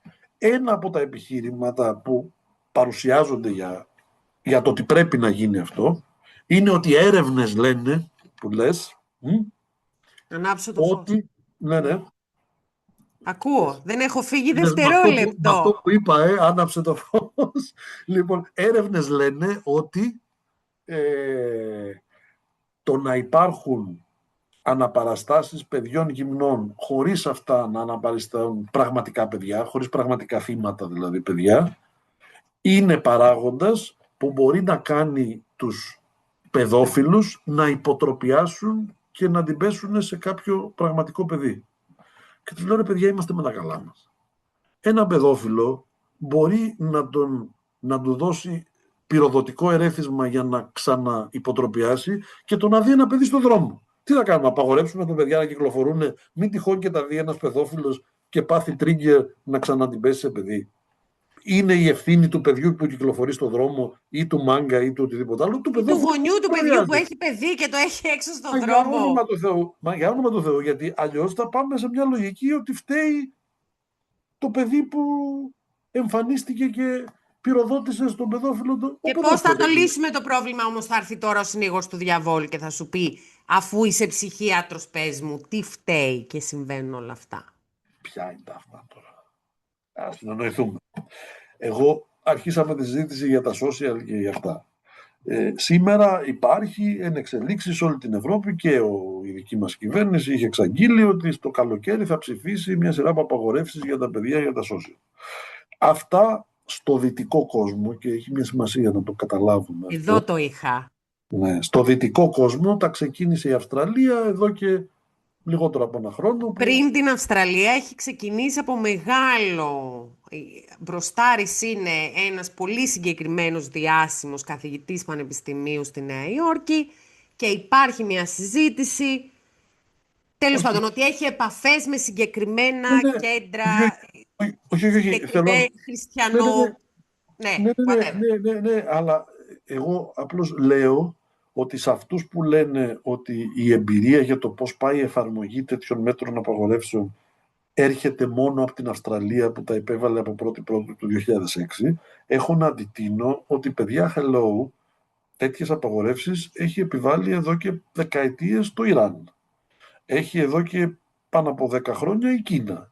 Έχει η Βόρεια Κορέα. Λοιπόν, μην γελιόμαστε, αυτού του είδους οι απαγορεύσεις είναι από καθεστώτα που κατά τα άλλα οι δυτικοί τα σνομπάρουμε ως ολοκληρωτικά και ανελεύθερα, έτσι. Και υπάρχει εμπειρία από αυτά τα καθεστώτα. Για παράδειγμα, στο Ιράν όλα τα δυτικά μέσα κοινωνικής δικτύωσης είναι απαγορευμένα. Απαγορεύεται να έχεις, είτε είσαι ενήλικας είτε ανήλικος. Εντάξει. Όλο το Ιράν έχει λογαριασμούς στα social που μπαίνει μέσω VPN. Όλο. Έρχεται τώρα εδώ η Αυστραλία να επιβεβαιώσει για να... Είναι πολύ λίγος ο καιρός και ήδη φαίνεται. Ναι, άκου τώρα. Ο Μακαρίτης ο Χαμενεή που φάγανε οι Ισραηλινοί και οι Αμερικάνοι τώρα στον πόλεμο, που ήταν ο θρησκευτικός ηγέτης του κράτους, που δημοσίευε τους φετφάδες που έβγαζε, δηλαδή τα θρησκευτικά διαγγέλματα, στο λογαριασμό που είχε στο Twitter, στο X. Το X, βέβαια. Στο Έλλον το μαγαζί. Και ο ίδιος με VPN, και ο ίδιος είναι αρχηγός κράτος, έτσι ήταν. Και οι πολίτες αυτού του κράτους που ήταν υπό απαγόρευση, μπαίνανε και αυτοί με VPN στους παράνομους λογαριασμούς και διαβάζανε τι μας είπε ο θρησκευτικός μας ηγέτης να κάνουμε σήμερα. Λοιπόν, αυτή η συλλογική υποκρισία φαίνεται ότι επικρατεί και στην Αυστραλία τους τρέχοντες μήνες που εφήρμοσε αυτού του είδους την απαγόρευση. Φυσικά και τα παιδιά βρίσκουν τρόπους να παρακάμπτουν τις απαγορεύσεις. Να σου πω και κάτι. Εντάξει τώρα, λέμε για την τεχνοφοβία των παλιότερων γενιών και το ότι η νέα γενιά είναι πιο ικανή. Να σου πω ένα ανέκδοτο. Λογισμικά γονεϊκού ελέγχου. Γελάω! Έχουν δαπανηθεί $1.000.000 σε όλο το χρόνο και κάποιοι κέρδισαν βέβαια από αυτά για λογισμικά τα οποία τα παιδιά συνήθως χρειάζονται από μισή μέρα έως μισή ώρα για να παρακάμψουν. Παραπάνω δεν. Και τα οποία θέλω να πω ότι δεν τα είχαμε εμείς όταν ήμασταν παιδιά λογισμικά γονεϊκού ελέγχου και κάποιοι ρομαντικοποιούν το παρελθόν και λένε τι ωραία, μας έλεγαν όταν κλείσουν τα φώτα, όταν ανάψουν τα φώτα του δρόμου θα γυρίσεις, Και είχαμε όμως το γονιό που απειλούσε, είχαμε το γονιό που τιμωρούσε, είχαμε το γονιό που χτυπούσε, είχαμε το γονιό που έλεγε δεν θα φορέσεις αυτό ή εκείνο ή το άλλο και το έπαιρνες στην τσάντα και το φόραγες απ' έξω. Έτσι. Αλλά αυτό θέλω να σου πω, η ζωή έβρισκε τρόπους. Ναι. Έβρισκε τρόπους να προχωράει. Δηλαδή δεν είχαμε τέτοια και δεν χρειαζόταν να παρακάμψουμε το λογισμικό εντοπισμού θέσης που μου έχει βάλει τώρα ο γονιός, γιατί έχουν βρει τα πιτσίρικα τρόπους να τα παρακάμψουν και αυτά προφανώς. Έτσι. Τι είχαμε, το τηλέφωνο στο περίπτερο που παίρναμε, ναι, θα αργήσω, δεν σ' ακούω, μαμά, δεν σ' ακούω, άντε θα τα πούμε αύριο. Τάκ, ακουστικό. Ήξερες, θα άκουγες κατσάδα, μπορεί να τρώγες και καμία, ας πούμε, αλλά θα έκανες το δικό σου, εν τέλει, έτσι δεν είναι. Λοιπόν, να πω, πρώτον, είναι αναποτελεσματικές αυτές οι απαγορεύσεις. Είναι αναποτελεσματικές γιατί τα παιδιά θα βρουν τρόπους να τους παρακάμψουν. Είναι αναποτελεσματικές γιατί έτσι κι αλλιώς και οι απαγορεύσεις στα μέσα κοινωνικής δικτύωσης συνήθως εφαρμόζονται με τη ματιά του ενήλικα, ενώ τα παιδιά έχουν μετακινηθεί ήδη. Δηλαδή η ρευστότητα του σκηνικού των social είναι τέτοια που σιγά τώρα θα κλείσουν το Facebook στα πιτσιρίκια. Σκοτιστήκανε τα πιτσιρίκια. Έχουν Facebook τα πιτσιρίκια. Είναι για εσάς τους γέρους, λένε τα πιτσιρίκια το Facebook. Δεν έχουν. Μετακινούνται και στην Αυστραλία και εκεί που ήταν, ξέρω εγώ, στο Instagram, στο TikTok που τους κλείσανε, μετακινήθηκαν σε άλλες πλατφόρμες. Μικρότερες, πολύ λιγότερο ελεγχόμενες, με πολύ μεγαλύτερους κινδύνους ως εκ τούτου για τα παιδιά. Πρόβλημα τώρα. Το πρόβλημα με τις απαγορεύσεις είναι η κίνδυνη. Έτσι κι αλλιώς οι κίνδυνοι για τα παιδιά σήμερα, αν μιλάμε για grooming, για ψάρεμα παιδιών, για sextortion, εκβιασμό σεξουαλικό παιδιών και πάει λέγοντας, αυτά συνήθως συμβαίνουν σε chat room παιχνιδιών και λιγότερο σε κλασικά μέσα κοινωνικής δικτύωσης. Λοιπόν, είναι αποτελεσματικά. Δεύτερον, θα εκθέσουν τα παιδιά σε μεγαλύτερους κινδύνους, γιατί είτε μπαίνοντας σε αυτά τα πιο μικρά μέσα κοινωνικής δικτύωσης, τις πλατφόρμες, είτε μπαίνοντας παράτυπα, βγάζοντας ψεύτικες φωτογραφίες μέσω VPN και πάει λέγοντας, τα παιδιά που θα έρθουν σε επαφή με μία απειλή ή με κάτι που τα προβληματίζει, επειδή θα είναι εκεί παράτυπα, δεν θα έχουν την ίδια ευχέρεια να έρθουν στο γονιό και να πούνε «Ρε μάνα, πήγα σε αυτό και μου είπε ένας τύπος αυτά και αυτά και ζορίζομαι». Και αν γίνει κάτι χοντρό, όπως έχω ξαναπεί, δεν θα μπορούν ούτε να καταγγείλουν. Γιατί αν είσαι σε καθεστώς παρανομίας... Λοιπόν, αυτό. Και όχι μόνο αυτό, όταν θα γίνουν 15, 16, 18, δεν έχει σημασία, σε κάποια ηλικία θα τα μολύσουν, έτσι. Θα είναι τόσο απροπαράσκευα για αυτό το θαυμαστό καινούριο κόσμο που είναι πολύ εθιστικός, το ξέρουμε αυτό, είναι σκόπιμα εθιστικός. Τα project των αλγορίθμων και των μέσων κοινωνικής δικτύωσης και των άλλων πόρταλ και των άλλων πλατφορμών και των παιχνιδιών, όλων των application, όλων των εφαρμογών, η έρευνα αποσκοπεί στο να κάνει εθιστικά αυτά τα πράγματα.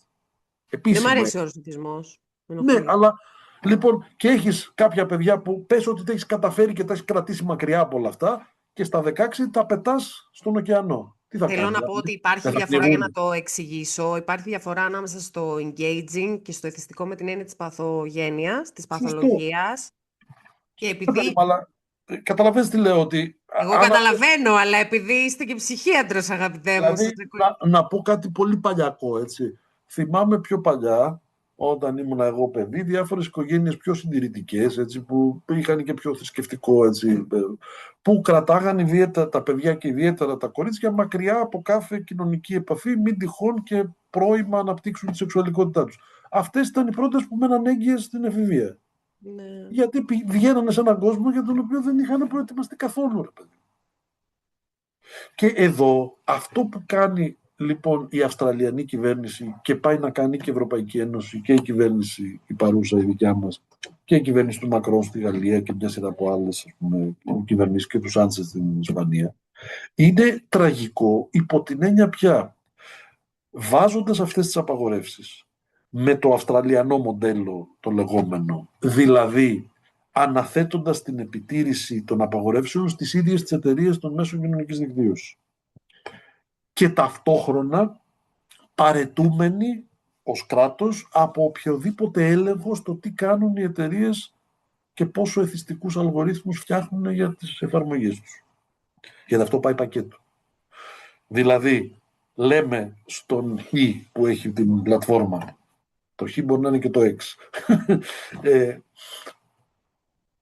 φτιάξε όσο εθιστικά πράγματα θέλεις στο μαγαζί σου, παρακολούθησε ενήλικες και ανηλίκους όλους τους χρήστες για να Εκεί δεις πάει το πράγμα. εσύ, όχι το κράτος, μόνος σου να βρεις και να κρίνεις ποιον θα πετάς έξω όποτε γουστάρεις γιατί σου φαίνεται ανήλικη η συμπεριφορά του. Κάνε ό,τι γουστάρεις. Φτάνει να μην βρω ότι κάποιος ανήλικος έχει λογαριασμό Και εκεί στην επειδή θα εφαρμογή. υπάρξει κενό, υπάρχει ένα ζήτημα και για κάποια video games που είναι σαν πλατφόρμες μεγάλες όπως το Roblox, έτσι, και σου Ναι, λέει ναι. η εταιρεία, άκου τι θα κάνω, θα μου δίνεις ταυτότητα και θα μου δίνεις και βιομετρικά χαρακτηριστικά, δηλαδή θα Ναι, βγάζεις ναι. φωτογραφία προσώπου. Που Καλά, βέβαια πέραν το ότι αυτό όταν κάποιος μικροφέρνει υπάρχει ένα ζήτημα εκεί με το τι γίνεται, εντάξει. Ο μόνος τρόπος για να λυθεί αυτό είναι να ζητηθεί από όλους μας. Έτσι, συζητιέται ευρέως και στην μα θα ζητηθεί πια να από όλους. ζητηθεί από όλους μας και έχει υποθεί, ειδικά από την ελληνική κυβέρνηση έχει υποθεί ρητά, να ζητηθεί από όλους μας να δίνουμε στοιχεία. Άρα πάμε σε ζητήματα που αφορούν την κατάργηση της ανωνυμίας στο διαδίκτυο και εκεί θα τραβάμε τα μαλλιά μας, γιατί αν στο διαδίκτυο Και όχι πειράξει την μόνο αυτό, και όχι ανωνυμία... μόνο αυτό, και όχι μόνο αυτό. Τα προσωπικά δεδομένα αυτού του Από εκεί χαρακτήρα πάω, μα εκεί πάω.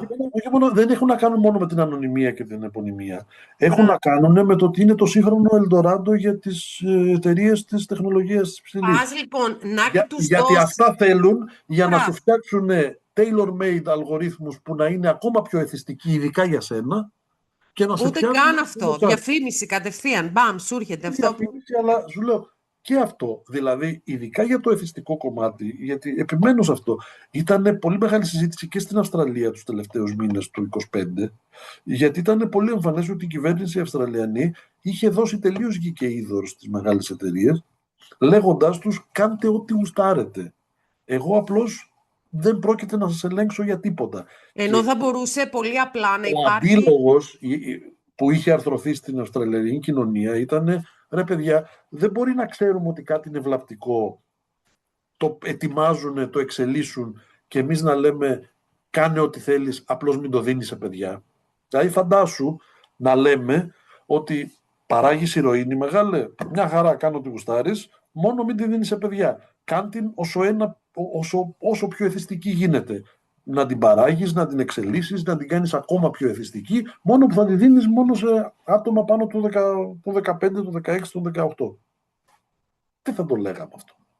Εδώ υπάρχει μια θεμελιακή απόφαση που πρέπει να πάρουν οι κοινωνίες που είναι ευρύτερη, δεν έχει να κάνει μόνο με τα παιδιά και προφανώς επηρεάζει. Είναι το διαδίκτυο ένας ιδιωτικός χώρος ή είναι ένας δημόσιος χώρος?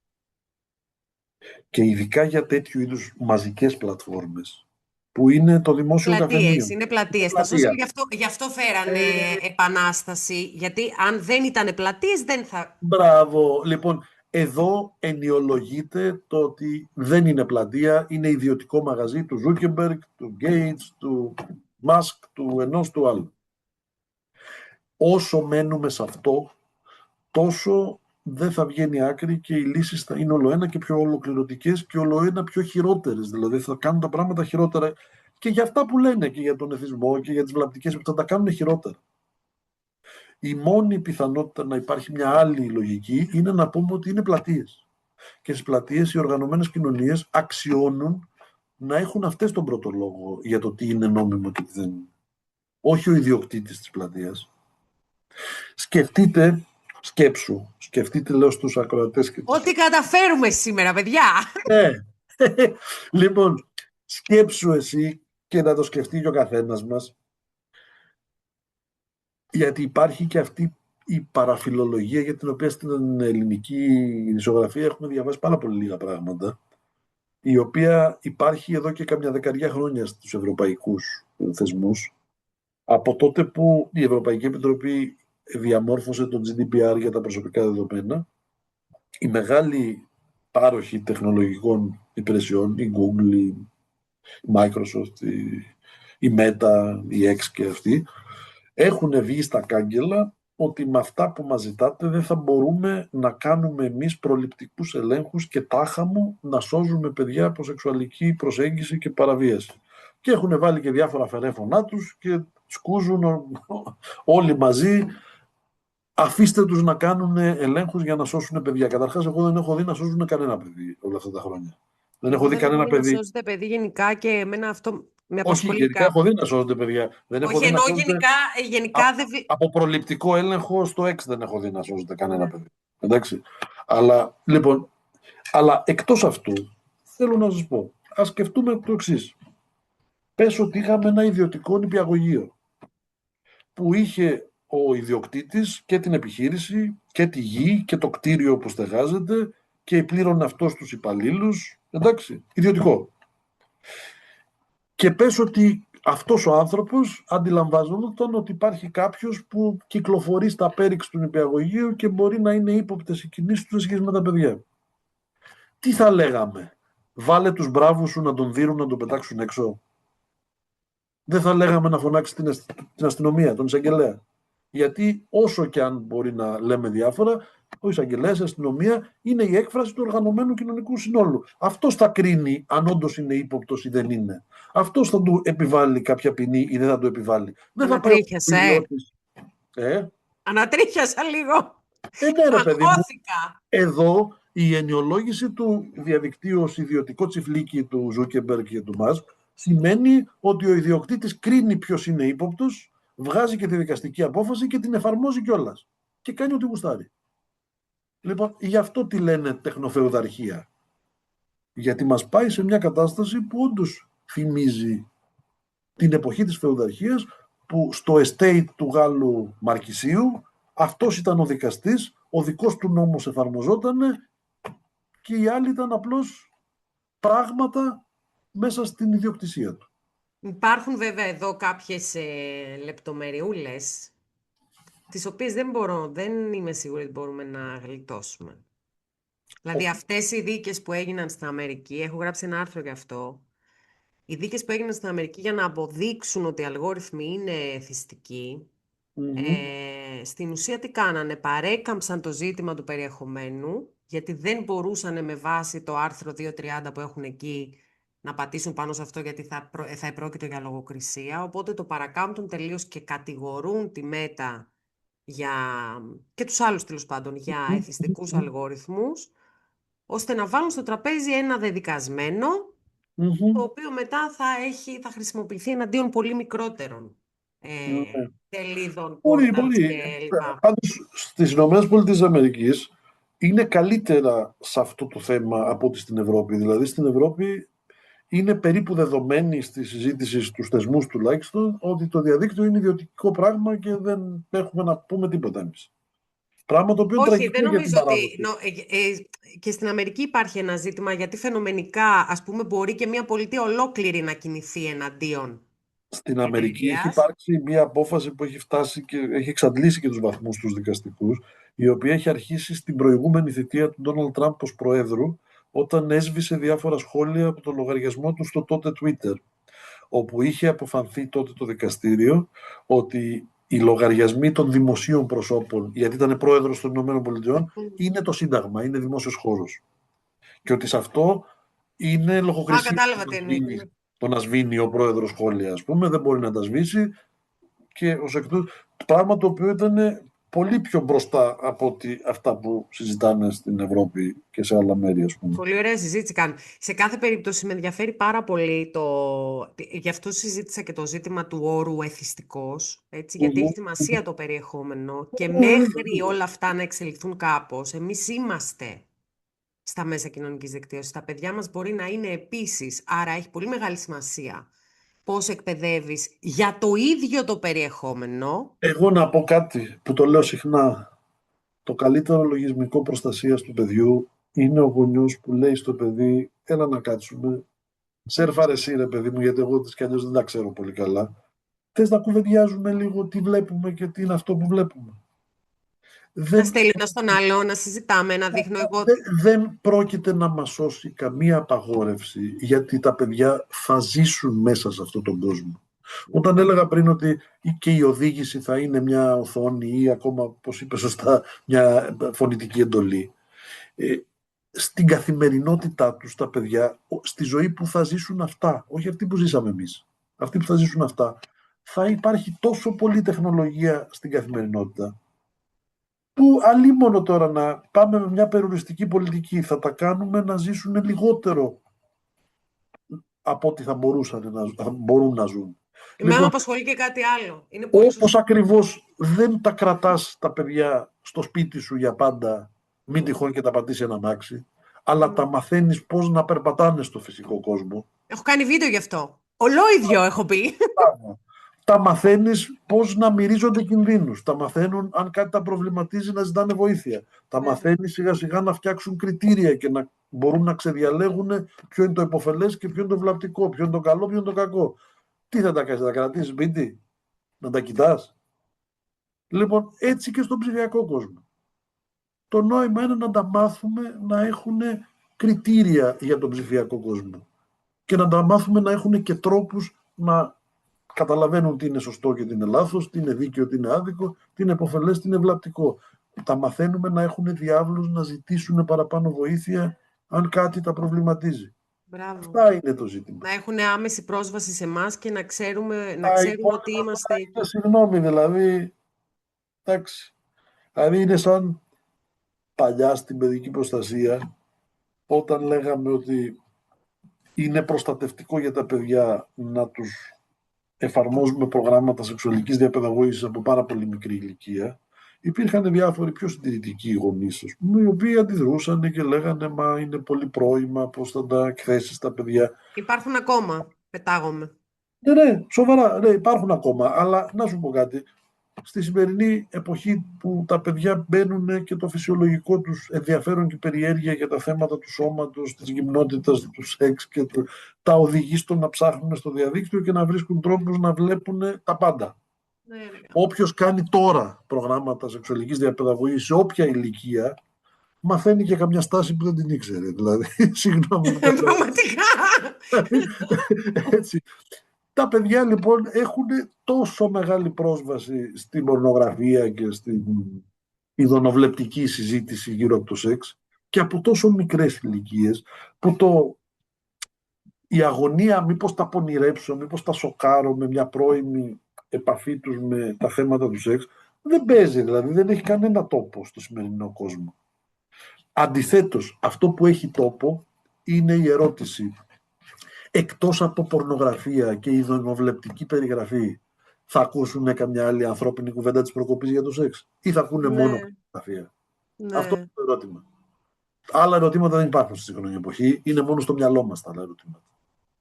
Θα ακούσουν καμιά ανθρώπινη κουβέντα ότι, για παράδειγμα, λέω μια τρελή ιδέα, ότι το σεξ μπορεί να είναι κάτι που ευχαριστιόνται όλοι όσοι συμμετέχουν. Ακριβώς. Και δεν ευχαριστιέται ο ένας με την οδύνη που προκαλεί στον άλλον, όπως συχνά αρίσταται το σεξ. Μπράβο, και από πορνογραφία, έτσι. Ακριβώς. Λοιπόν, θα ακούσουν τίποτα άλλο, ας πούμε, για το σεξ εκτός από αυτά που δείχνει, και εδώ να κι άλλο ένα έτσι τέχνο θέμα πολύ ενδιαφέρον.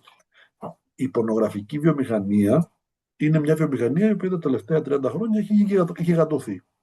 Εντάξει, εκεί που ήταν μια περιφερική ιστορία, με την τεράστια έκρηξη που υπάρχει στην πορνογραφία και με τον εκδημοκρατισμό, σε εισαγωγικά, της πορνογραφίας, γιατί όλοι πια βλέπουν από αγόρια κορίτσια. Στα χρόνια μου ήταν αμιγώς αντρικό προνόμιο. Αντρικό, ναι, ναι. Και πάει λέγοντας, λοιπόν, όμως η πορνογραφική βιομηχανία έχει συγκεντροποιηθεί όσο ελάχιστη κλάδη της παραγωγής. Σήμερα η διάθεση και η παραγωγή σε έναν βαθμό, αλλά η παραγωγή έχει εξακτηνωθεί και πάρα πολύ στο ατομικό. Η διάθεση που στην πραγματικότητα αυτή είναι που ελέγχει το να φέρει την παραγωγή σε επαφή με τον καταναλωτή, ελέγχεται από 3 εταιρείες πρακτικά.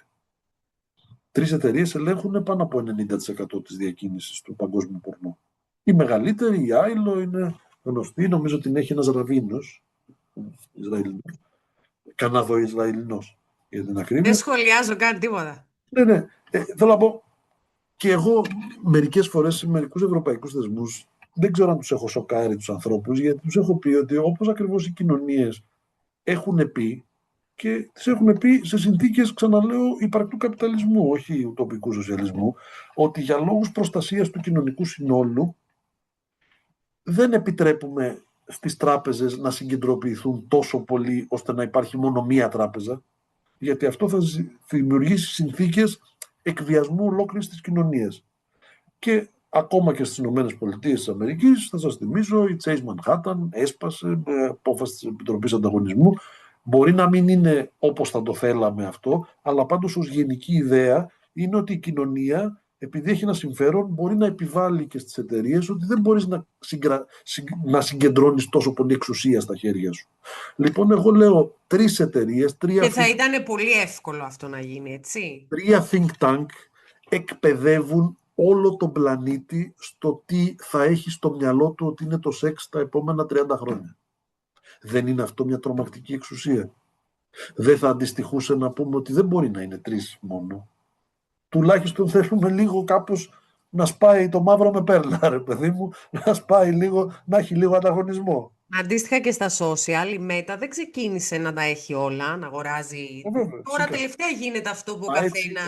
Έτσι είναι ο καπιταλισμός. Google, ας πούμε, ήταν κολοσσός, πήρε το YouTube, έγινε ακόμα περισσότερο. Και όταν η δύναμη του διαδικτύου συγκεντρώνεται στα χέρια πολύ λίγων, τότε τα πράγματα είναι. Τότε αρχίζουμε και τους λέμε: θα σου κάνω μια αυτή και θα σου δώσω ακόμα μεγαλύτερα δικαιώματα να παρακολουθείς τους πάντες. Μπράβο.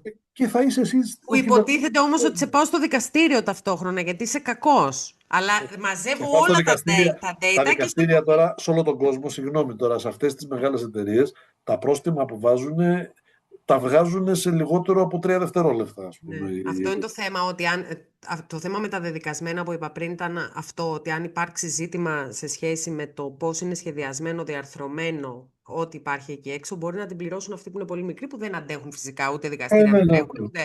Και απλώς θα συγκεντρωποιηθεί ακόμα περισσότερο. Εδώ αυτό που παίζεται στα αλήθεια νομίζω είναι αυτό, ότι υπάρχει μια άσκηση εξουσίας που συγκεντρώνεται σε τρομακτικά λίγα χέρια. Εμένα με προβληματίζει σε σχέση με αυτό που λέγαμε πριν και το ότι όσο βλέπω γενικά τις κοινωνίες να ασχολούνται πολύ με την οθόνη, βλέπω πολύ τους γονείς να ασχολούνται με την οθόνη, τους δασκάλους να ασχολούνται πολύ με την οθόνη, να δαιμονοποιούν ή να λένε «Α, η οθόνη φταίει». Και υπάρχει μια τάση, κάθε τι που πάει στραβά μέσα στο σπίτι, το παιδί βαριέται να διαβάσει, το ότι δεν έχει όρεξη να βγει, το ότι δεν τα πάει καλά στις φιλίες του, να το αποδίδουμε εκεί. Έχω λίγο την αίσθηση ότι όσο κοιτάμε την οθόνη, δεν κοιτάμε εκεί που πρέπει. Προφανώς. Δηλαδή λέω ότι φταίνε τα social, ξέρω εγώ, για την άνοδο της βίας. Κάτι δεν βλέπω στις αιτίες. Ή αντίστοιχα σε αυτά που είπαμε πριν για grooming. Για τα σχετικά. Προφανώς δεν είναι. Τι να δούμε, τι να πούμε. Ότι για παράδειγμα στην Ελλάδα τα παιδιά που είναι στην εφηβεία τώρα έχουν να θυμούνται τα τελευταία 15 χρόνια μόνο μια αλληλουχία από κρίσεις, που η ζωή εμφανίζεται ως κάτι που κάθε χρόνο θα γίνεται χειρότερο. Δεν υπάρχει ελπίδα πουθενά, γιατί τις κρίσεις οι άνθρωποι τις αντέχανε ιστορικά, τα καταφέρνανε με διάφορους τρόπους να βγουν από αυτές, αλλά πάντα υπήρχε μια... Σωστά. Αλλά δεν είναι μόνο ότι ήταν οικονομική κρίση, μετά καπάκι στα αλήθεια, στην Ελλάδα υγειονομική, μετά καπάκι γεωπολιτική και νέα οικονομική ενδεχομένως. Είναι και ότι η αφήγηση που επικράτησε από τους μεγάλους προς τα παιδιά για το τι την κάνουμε αυτή την ιστορία των αλλεπάλληλων κρίσεων ήταν αυτό που έλεγε η James Bondική ταινία, ζήσε και άσε τους άλλους να πεθάνουν. Ναι. Κοίτα την πάρτη σου, ο άλλος άνθρωπος αναπαριστόταν στην καλύτερη περίπτωση ως ανταγωνιστής για τους ίδιους πόρους στην οικονομική κρίση. Κοίτα να φροντίσεις τον εαυτό σου, οι άλλοι ας κόψουν το λαιμό τους. Και στην υγειονομική κρίση τον αναπαραστήσαμε τον άλλον άνθρωπο ως κίνδυνο θάνατο. Ο άλλος θα σου κολλήσει τον ιό και θα πεθάνεις. Εσύ ο ίδιος θα φέρεις τον ιό στο σπίτι, θα πεθάνει ο παππούς ή η γιαγιά, έτσι. Λοιπόν, αντί να ενισχύουμε τους δεσμούς κοινωνικής αλληλεγγύης, γιατί ιδιαίτερα στις κρίσεις αυτό που δημιουργούσε την ελπίδα ήταν το μαζί. Ήταν ότι η κοινωνία, τα κοινωνικά στρώματα, μαζί συνεργαζόμενοι, συνασπιζόμενοι, μπορούσαν να κάνουν κάτι, να αλλάξουν τη ζωή τους. Εδώ είπαμε, δεν αλλάζει η ζωή, δεν υπάρχουν εναλλακτικές, τα ίδια είναι, η ίδια χειρότερη θα είναι η ζωή μάλλον, δεν έχει νόημα να συνεργαστείς με το διπλανό σου για να αλλάξεις τίποτα, κοίτα την πάρτη σου, μπας και γλιτώσεις εσύ ένα κομμάτι από τις συνέπειες. Μετά τώρα μας κάνει εντύπωση που τα παιδιά είναι σκληρά το ένα στο άλλο. Για όνομα του Θεού. Εμείς τους γανώσαμε το πρέγκι 15 χρόνια να αποεπενδύσουν από το διπλανό. Αυτό είναι αλήθεια. Τώρα, και νομίζω ότι είναι ωραίο για κλείσιμο. Είναι η κόλαση η άλλη ή είναι η διέξοδος? Λέμε χαριτολογώντας με ένα φίλο μου ότι η κόλαση είναι η Γάλλη, γιατί και όταν ο Σάρτερ είπε ότι η κόλαση είναι η άλλη, από Γάλλους περιβαλλόταν. Και το Δεν λέω ξέρουμε αν αυτό, δεν ξέρει άλλους. τώρα το λέω αυτό πλάκα-πλάκα, γιατί ιδιαίτερα στα κοινωνικά ζητήματα η Γαλλία του Μακρόν και αυτό το ακραίο κέντρο που διοικεί την Ευρώπη είναι αυτό που δίνει τον τόνο στα πιο μαύρα οπισθοδρομικά μέτρα που δήθεν θα προστατέψουν τα παιδιά της κοινωνίας και στην πραγματικότητα μάλλον τους εκθέτουν σε 3 χειρότερους κινδύνους και τα κάνουν όλο ένα και περισσότερο δεμένα σε μια κατάσταση αβοηθητότητας ανημπορίας. Υπάρχει διέξοδος, αλλά δεν είναι έτσι όπως μας παρουσιάζεται. Εγώ επιμένω, οι κοινωνίες έχουν δυναμικό, οι κοινωνίες έχουν δρόμο μπροστά τους, η ιστορία δεν τελειώνει. Η ιστορία ξαναπαίζεται και υπάρχει πάρα πολύ εμπειρία τους τελευταίους αιώνες που είναι πιο γρήγορη η εναλλαγή καταστάσεων στη ζωή από ιστορικές περιόδους που οι κοινωνίες είχαν μια παρόμοια με την τωρινή στάση. Ότι τα πράγματα δεν αλλάζουν, ότι η ζωή πάει από το κακό στο χειρότερο, ότι δεν μπορεί κανείς να έχει έλεγχο στη ζωή του κι όμως εξεπλάγει οι άνθρωποι που τα πιστεύανε για τον εαυτό τους τότε, γιατί οι γεγονότα μεγάλα ξέσπασαν και έδειξαν ότι οι κοινωνίες μπορούν να τραβάνε μπροστά και να ριζοσπαστικοποιούν τη ζωή τους, τον εαυτό τους. Να κάνουν τομές και όχι απλώς να πηγαίνουν σιγά σιγά τσουκουτσούκου με ροδούλι με ροφάι. Λοιπόν, τα νέα παιδιά μπορεί να έχουν 1002 ψουσούμια. Και εμένα, που είμαι, όπως είπα, 57, σε διάφορα πράγματα, η γενιά η τωρινή μου φαίνεται τόσο ανίκη, τόσο ξένη στο πώς χειρίζεται τα πράγματα. Έχω όμως βαθιά ιστορική εμπιστοσύνη ότι οι άνθρωποι θα διεκδικούν τη ζωή τους και θα βρουν τον τρόπο στο τέλος να κατακτούν τον έλεγχο στη ζωή τους.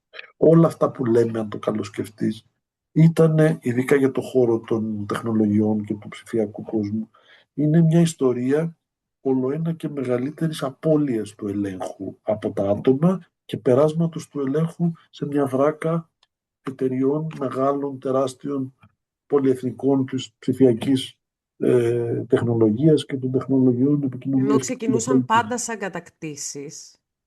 Ναι, και ως ελεύθερα πράγματα. Σας θυμίζω Ναι, το ναι. διαδίκτυο πλασαρίστηκε, εμείς που το θυμόμαστε όταν πρώτο βγήκε στην πιάτσα, ως η απόλυτη άμεση δημοκρατία. Ο καθένας μπαίνει και κάνει ό,τι θέλει και αυτά. Και Ναι, διαπιστώσαμε. αγαπητέ, αλλά ζούμε στον καπιταλισμό τώρα. Δηλαδή, Ναι, ναι, ναι, τόση ώρα κρατιέμαι. Δηλαδή, δεν γίνεται να συζητάμε για όλα αυτά τα πράγματα έξω από αυτή τη συνθήκη. και Δεν όχι, γίνεται. και όχι μόνο αυτή. Εγώ να σου πω και κάτι άλλο. Η συνθήκη που δημιουργήθηκε με το τέρμα του ψυχρού πολέμου, την κατάρρευση του Ανατολικού Μπλοκ στην Ευρώπη, όπου είχαμε μια μονοκαθεδρία συστήματος και μια μονοκαθεδρία του ποιος ήταν ο κυρίαρχος στην παγκόσμια οικονομία. Ηνωμένες Ναι. Πολιτείες Αμερικής και από δίπλα η Ευρώπη, ξέρω εγώ. Αυτό έχει αλλάξει πάρα πολύ μέσα στα 35 χρόνια που μεσολάβησαν από το 90. Σήμερα, αν το καλοσκεφτούμε, σχεδόν οτιδήποτε υλικό αντικείμενο παράγεται στον πλανήτη, ή τουλάχιστον ένα μεγάλο κομμάτι από αυτά, παράγεται σε αυτή τη γωνία, σε αυτό το L που αρχίζει από την Κορέα και τελειώνει στο Πακιστάν. Σε αυτό το L επίσης ζουνε, ξέρω εγώ, τα 5, 5,5 από τα 8 δισεκατομμύρια του πλανήτη. Λοιπόν, δεν είναι δυνατόν, είναι ιστορική ανορθογραφία αυτό το L να ζει στην εξαθλίωση και τη φτώχεια με πολύ ελάσσονα ρόλο στις παγκόσμιες εξελίξεις και οι υπόλοιποι, επειδή κάποτε ήταν οι λοκομοτίβες της παγκόσμιας επιστήμης, τεχνολογίας, ξέρω εγώ, ανάπτυξης, να ανέμονται και να έχουν μια ζωή πολύ, ξέρω εγώ, πιο μπροστά, πολύ πιο... Αλλάζει η ζωή και θα αλλάξει πάρα πολύ. Με ποιο τρόπο δεν ξέρουμε, και σε αυτό υπάρχουν και μεγάλες αγωνίες της κοινωνίας και δεν είναι παράλογο να υπάρχουν αγωνίες, γιατί Ναι, γιατί από τις όπως αγωνίες, άμα ξέρουμε, ξεκινήσουμε και το πάμε λίγο καλά, μπορεί να βρούμε και καμιά είμαστε απάντηση. εντυπωσιασμένοι. Όποιοι λίγο διαβάζουμε ιστορία, ξέρουμε ότι οποτεδήποτε υπήρχαν αναδιατάξεις στο ποιος ήταν ο κυρίαρχος στην παγκόσμια λυσίδα, αυτό δεν έγινε ούτε ανέμακτα ούτε ειρηνικά. Κανένας δεν παραδέχτηκε την ήττα του έτσι απλά. Έτσι. Έγινε με πολύ σκληρούς τρόπους που το πληρώσαν οι λαοί με αίμα. Λοιπόν, αλλά λέω ότι θα αλλάξει ο κόσμος πάρα πολύ τα επόμενα χρόνια, και στα χρόνια που θα ζήσουν τα παιδιά, αυτά που είναι παιδιά τώρα, θα ζήσουν πολύ μεγάλες αλλαγές. Έχουμε αφήσει την επανάσταση του AI έξω, έτσι. Δηλαδή δεν γίνεται κιόλας. Είναι ένα επεισόδιο, πρέπει κάποτε να αυτό. Ε, Δηλαδή, εντάξει. να μου Θα επιτρέψετε ζήσουν όντως. να πω, εντάξει, επανάσταση, αλλά μήπως αποδειχτεί και λίγο η μεγαλύτερη φούσκα των τελευταίων Ναι, εποχών. εγώ δεν νομίζω ότι αυτά πάνε χώρια όμως. Ναι, ναι, αυτό δεν έχει άδικο. Γιατί πρέπει να ρυθμιστούμε. Δηλαδή πρώτα σκάει σαν Ένα, μεγάλο. ένα από τα πράγματα που είναι εντυπωσιακά πάντως είναι η προεξόφληση της κερδοφορίας που θα φέρει η τεχνητή νοημοσύνη. Δηλαδή, αν δει κανείς πόσο ψηφιακό πλασματικό χρήμα έχει σπεκουλαριστεί στις εταιρείες που Ναι, μπράβο. διατείνονται. Αυτό, από αυτή την άποψη είναι πάρα πολλοί αυτοί που λένε ότι πρόκειται περί φούσκας και τα σχετικά. Εγώ που ασχολούμαι με το περιεχόμενο και το marketing και συζητάμε το πώς μπορεί να μπει σε επιχειρήσεις, να βοηθήσει κλπ. Υπάρχει αυτή η συζήτηση επίσης με το πώς θα αφήσει άνεργους κλπ. Παράλληλα όμως Ναι, ναι, φτιάχνει ναι. νέες θέσεις εργασίας. Το βασικότερο που σκέφτομαι είναι ότι έχει υποθεί Θέσεις από εργασίας. μεγάλους του χώρου, ότι στηρίζεται αναγκαστικά στα ήδη υπάρχοντα, οι άνθρωποι πρέπει να φτιάξουν καινούρια. Δεν κατάλαβες. Υπάρχουν μια σειρά από άνθρωποι συνήθως με μεταπτυχιακά, διδακτορικά, οι οποίοι προσλαμβάνονται και σε όλο τον πλανήτη, και στην Ελλάδα μπορεί να έχει τέτοιες δουλειές πια, από τις μεγάλες εταιρείες που έχουν τέτοιες εφαρμογές AI, για να διορθώνουν τα λάθη των... Εμένα η δουλειά μου αυτή. Εγώ το κάνω όλη μέρα. Δεν Ναι, μπορεί, δεν εντάξει. μπορείς, δεν μπορείς να παραδώσεις αν δεν διορθώσεις. Αυτό είναι σαφές σε κάθε κλάδο, έτσι, όποιος το χρησιμοποιεί. Ναι, Ναι, ναι. εγώ το έβλεπα λίγο πιο συνολικά. Είναι γνωστό αυτό το μήνυμα με τα μανιτάρια, το διαδίκτυο. Ναι. Για την τεχνητή νοημοσύνη, που σου λέει «Α, συγγνώμη που έκανα λάθος». Συγγνώμη που έκανα λάθος, λέει, ο άλλος βλέπει τα ραδίκια ανάποδα. Γιατί ως γνωστόν όλα τα μανιτάρια τρώγονται τουλάχιστον μία φορά. Ναι. Τουλάχιστον μία φορά, σωστά, σωστά. Το θέμα είναι αυτό, ότι ο άνθρωπος πρέπει να δημιουργεί για να μπορεί η μηχανή να πατάει πάνω και να πηγαίνει τα πράγματα μπροστά. Αν ο Εγώ άνθρωπος ξαναλέω, έχω βαθιά ιστορική εμπιστοσύνη στις ανθρώπινες κοινωνίες. θέσει αισιόδοξο. Ναι, και πιστεύω ότι όσο και αν μπορεί να μας συσκοτίζει τη ματιά μια παροδική, δύσκολη περίοδος, έτσι, δυστημική περίοδος που δεν φαίνεται να τσουλάνε τα πράγματα, είναι τόσο σκοτισμένα και σκιασμένα, νομίζω ότι το μέλλον διαρκεί πολύ. και Έτσι θα θα είναι κλείσω. λαμπρό για τις Σε κοινωνίες και ευχαριστώ. τους ανθρώπους. Ευχαριστώ πολύ και θα κλείσουμε έτσι και θα κλείσουμε και στον Ενικό και τα έχουμε βρει τέλεια εδώ. Και Ευχαριστώ πολύ, ευχαριστώ, Αγγέλα. ήταν πάρα πολύ ωραία συζήτηση και πάρα πολύ μεγάλη μου τιμή. Εγώ ευχαριστώ πάρα πολύ και πάντα στη διάθεσή σου. Σας ευχαριστούμε που μας ακούσατε και μας είδατε. Ευχαριστώ πολύ και τους ακροατές και τους θεατές.